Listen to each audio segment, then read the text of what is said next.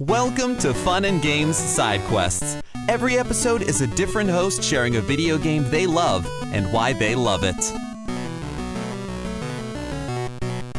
Hi there, everybody. Dave Jackson here from the Tales from the Backlog podcast, and I'm here with another side quest episode.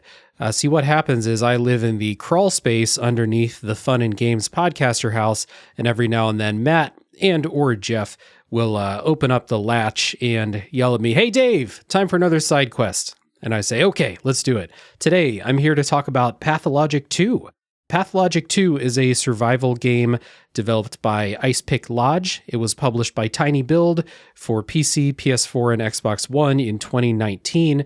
Pathologic 2 exists somewhere in the space between a remake, a reimagining, a remaster, a sequel, however you want to think about it. It's very fluid around here. Of the original Pathologic game, that was from 2005. Pathologic 2 is a difficult survival game, and I think that's one of the things that you'll hear out there when you hear people talk about Pathologic, maybe more specifically the first game, but the second one also, is that it is a difficult game with dense lore, story, world building, mechanical systems that are familiar, yet a little bit strange, and definitely tuned more on the side of difficulty in this game than some other survival games like a Subnautica or something like that. So I think that's the first thing you'll hear about Pathologic 2, and the way that this game creates difficulty is by really, really limiting resources from the get-go and then turning the screws on you in it almost seems like the game is watching you find inefficiencies in the resources and the game economy, and then saying like, oh, you found a bunch of water, you're full up on water, you're selling water to buy food. Guess what? No more water. Have fun. So it's one of those games where it turns the screws on you and it constantly makes you adapt to the situation. And the reason that it's important in Pathologic 2 is that you play as a doctor and there's a plague rolling through town. So you have these harsh survival systems trying to take up all of your time when you really want to be spending your time doing side quests, helping out, tending to the sick and making sure that the healthy don't become sick. These are all things that you can do. There are mechanical systems for diagnosing and treating illness.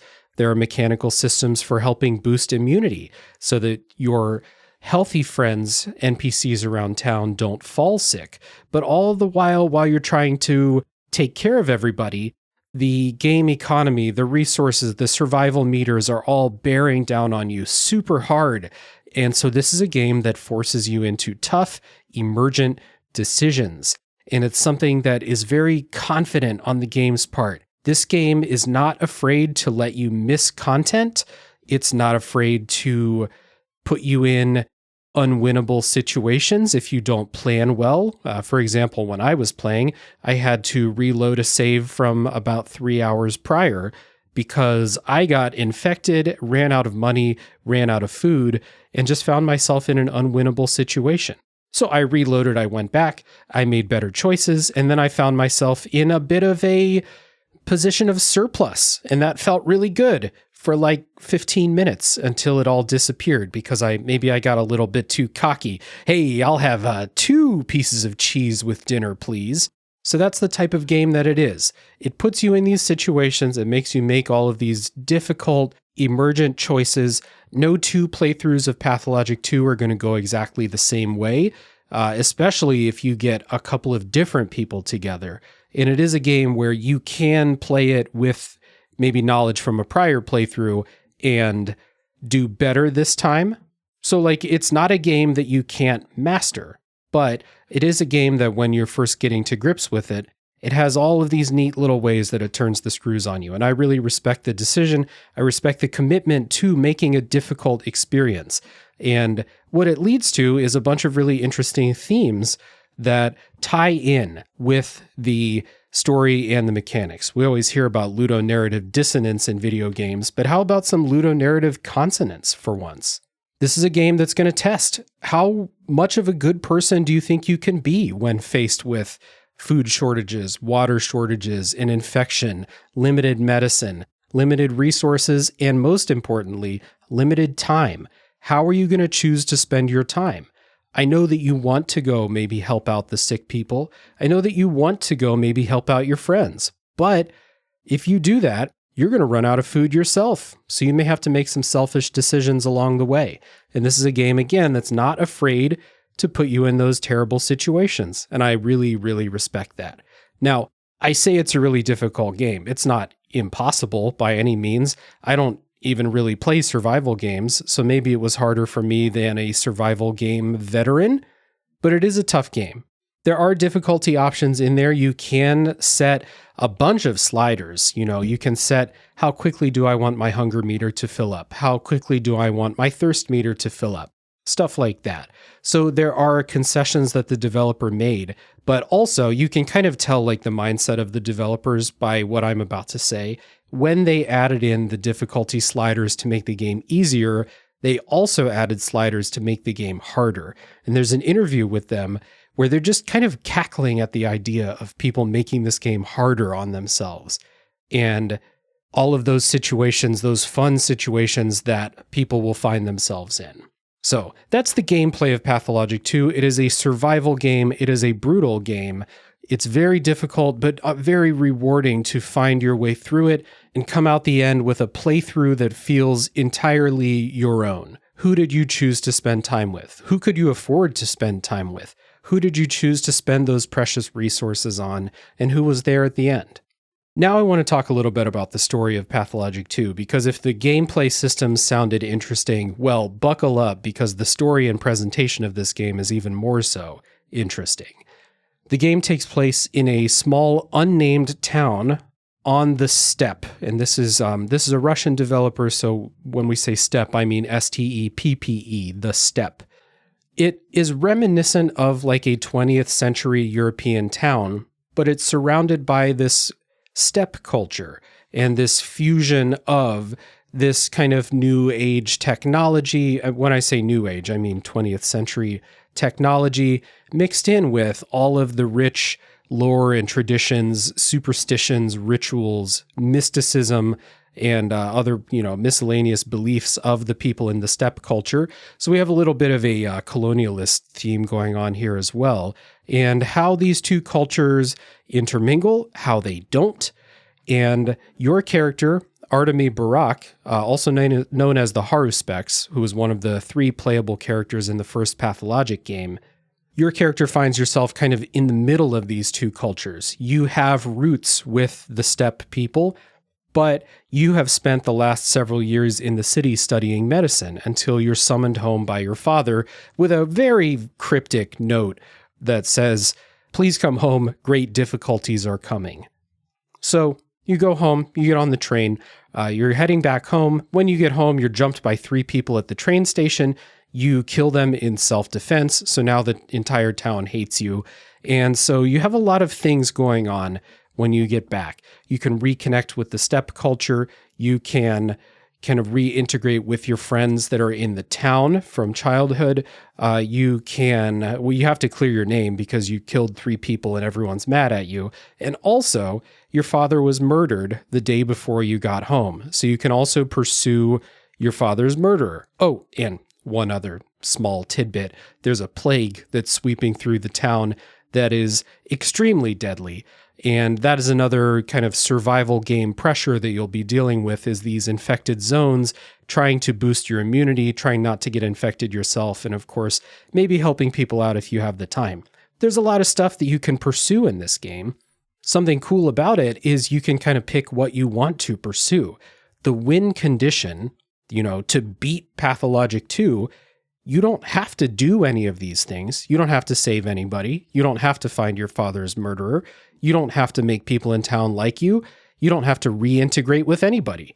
You can just, steal from cupboards and sleep until the game is over, and you'll see the credits, you'll get an ending and everything like that. It's, again, very confident in a game that is not afraid to let you play the way you want, see what you want to see, pursue the leads that you want to pursue, and then when the game is over, it's over. If you make it to the end. Again, tough game. Wrapping this all up is a really interesting presentation choice in Pathologic 2. The game is presented in what's called epic theater, where you, the player playing Pathologic 2, do not control Artemy Barak, the Haruspex. You control an actor portraying Artemy Barak. If you die, your actor is fired and a new actor is put in their place with a little penalty from the stage director, Mark Immortel. So with this presentation, you have a lot of things that you'll notice around town. You'll see very obvious stage lighting around town, lighting that doesn't really fit the way a town would be lit, but a scene in a play might be lit. When you talk to NPCs, you'll see them very, very close up in a black void, almost like, a darkened theater with a spotlight on them from a certain angle to provide the correct lighting for that character and that situation. You'll see these little stagehand type characters. And if you've seen them in the promo art for Pathologic 2, these are the slender people dressed in black with the white masks on. They're kind of like stagehands, extras. Sometimes they're there pointing you in a direction where you should go. Sometimes they're hanging out providing bonus dialogue as a kind of echo of a character in a scene. You can also go to the theater in the town every night and watch a play that sometimes mirrors events that are about to happen in the town. All of this combines this presentation, the harsh gameplay systems, the interesting world and lore, and your choice of what to pursue and how to pursue it, combine for a very unique, singular gaming experience. There is nothing like Pathologic 2. Even Pathologic 1 is not quite like this, and the forthcoming Pathologic 3, which naming conventions, numbering conventions, kind of strange with this series. Pathologic 3 will take one of the other characters from the original Pathologic game and kind of remake a new scenario for them with they're hinting at new mechanics. So it's not like a sequel to Pathologic 3, or is it? Who knows what's going on with Ice Pick Lodge and their numbers. But anyway, these are singular experiences, and Pathologic 2 is the one that's most available on your consoles. It's on Steam. The original Pathologic is also on Steam as well. These are experiences that I really recommend if you like survival games but think that they're too friendly or that the stories are not interesting enough. I mean, this is a very interesting world and story that they've built here. If you like games with emergent decision-making, emergent gameplay, and games where you make decisions unique to your own game, and then you can sit down with a friend and discuss how your games turned out. And hey, I met this character, I helped them out. Well, hey, I never even met that character. What's going on with them?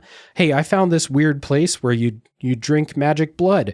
That's weird. I never found that place. You can have all of these conversations about Pathologic 2, an endless amount of different experiences with the game. So I really recommend it, and I really recommend playing it on that standard difficulty. It's the hardest one. The developers recommend that people play it on that hardest difficulty because that is what's going to push you into these interesting emergent decisions. So that is Pathologic 2. I really recommend that you play it. I'm a recent convert. If you've heard me on side quests before talking about some other idiosyncratic hard games like Rain World was a previous side quest episode that I did. Pathologic 2 is right in that category of these games that really push you, and then when you come out the other side, you're never going to shut up about it. It's just going to become a part of you. That's what happened with me. So that's all for me. Before I go, I'd like to direct you to my podcast. Like I said, Pathologic 2 is one of those games where it's good to get together with a friend, share experiences, talk about how your gameplay turned out. And that is what my podcast is all about.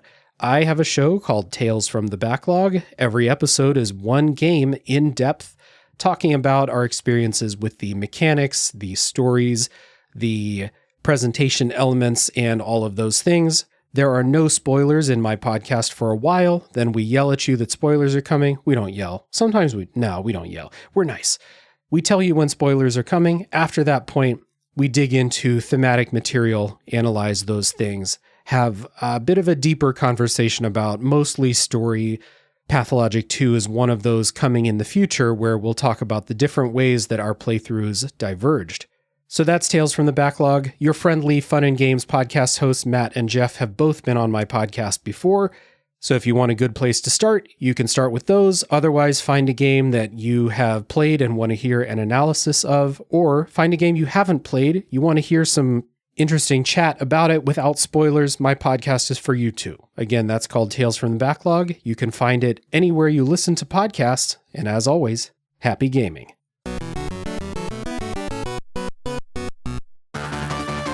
In a world where there's often 60 plus years of history to worry about, how can you quickly get into a new comic character or franchise? If you're like me, then you turn to video games. But how well does that work out? In some cases, pretty well. In others, it's a giant disaster. But how can you know which games will set you on the right path and which games will just leave you more confused than you were before? Play Comics is the show for you. I'm Chris, and each episode we take a look at video games based on comic properties and how well they stick to that source material. So listen in and get the scoop on which games are worth your time over at playcomics.com or wherever you find your favorite podcasts.